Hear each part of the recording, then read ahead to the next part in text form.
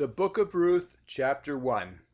Now it came to pass in the days when the judges ruled that there was a famine in the land, and a certain man of Bethlehem, Judah, went to sojourn in the country of Moab, he and his wife and his 2 sons.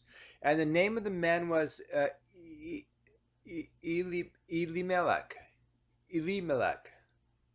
And the name of his wife was Naomi, and the name of his 2 sons, Malon and Chilion. Euphrat,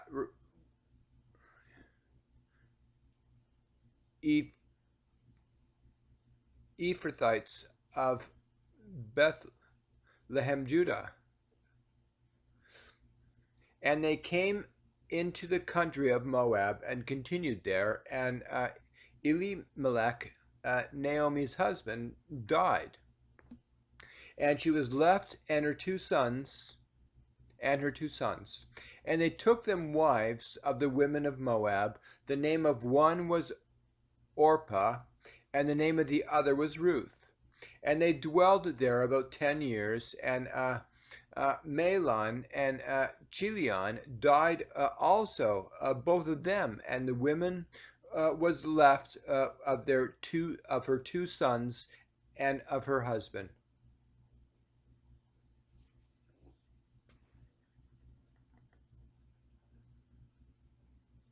Then she arose with her daughters-in-law, that she might return from the country of Moab, for she had heard in the country of Moab how that the Lord had visited his people in giving them bread.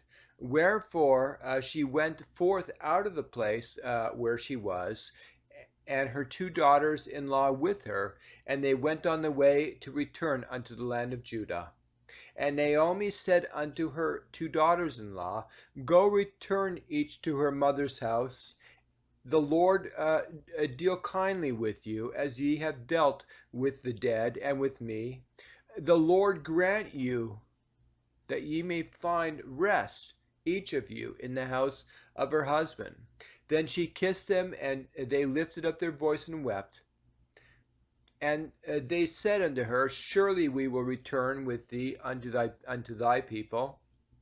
And Naomi said, Turn again, my daughters, why will ye go with me? Are there yet any more sons in my womb, that they may be your husbands? Turn again, my daughters, go your way, for I am too old to have an husband. If I should pray, I have hope. If I should have an husband, also tonight, and should also bear sons.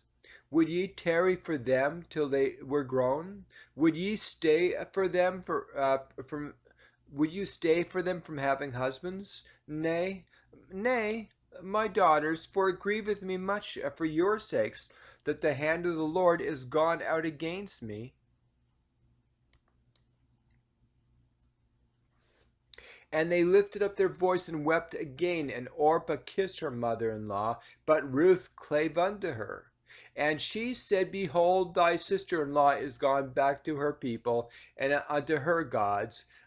Return thou after thy sister-in-law. And Ruth said, Entreat me not to leave thee, or to return from following after thee, for whither thou goest, I will go, and whither thou lodgest, I will lodge. Thy people shall be my people, and thy God my God. Where thou diest will I die. There will I be buried. The Lord do so to me, and more also, if aught but death part thee and me. When she saw that she was steadfastly minded to go with her, then she left speaking unto her. So they two went until they came to Bethlehem.